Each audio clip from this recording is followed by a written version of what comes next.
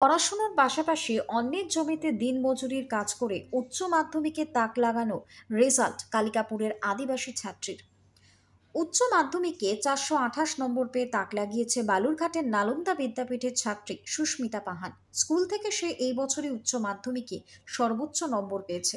তার এই সাফল্যের ফলে খুশি শিক্ষক শিক্ষিকা এমনকি প্রতিবেশীরাও।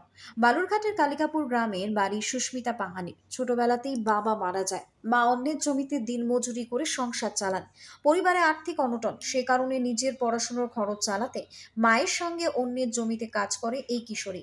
কালিকাপুর থেকে 8 কিলোমিটার সাইকেল চালিয়ে নালন্দা বিদ্যাপীঠে যাতায়াত করত সে। পড়াশোনার প্রতি আগ্রহ তাকে শক্তি জুগিয়েছে। সারাদিন হাড় ভাঙা পরিশ্রমের পর রাতে চলে পড়াশুনো। ভবিষ্যতে শিক্ষক হতে চায় সুস্মিতা, কিন্তু আর্থিক অনটনের কারণে সেই স্বপ্ন সে কতটা ছুঁতে পারবে তা নিয়ে এখন চিন্তায় পরিবার। Bureau report, Hili news Bangla. আমার নাম সুস্মিতা বাহান। আমি নালন্দা বিদ্যাপীঠ হাই স্কুলে পড়তাম। আর মাধ্যমিকে আমি পেয়েছি 437, উচ্চ মাধ্যমিকে ওই স্কুলে পড়েছি 428 পেয়েছি। তাই গাড়ি চলে না, আর ওইদিকেও সাইকেল করেই যেতাম।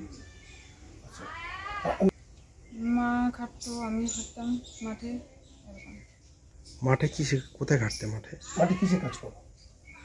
মাঠে যেগুলো কাজ, ধান কাটা, ধান জড়ো করে এগুলোই, মানুষের জমিতে লাগানো। হ্যাঁ, এই ওই তো মাঠে যাওয়ার আগে সকালের সময়টা, তারপরে এসে যে সময়টা ওই। আচ্ছা, ভবিষ্যতে আমি শিক্ষকতা করতে চাই। কেন? ভালো লাগে আমার। আচ্ছা।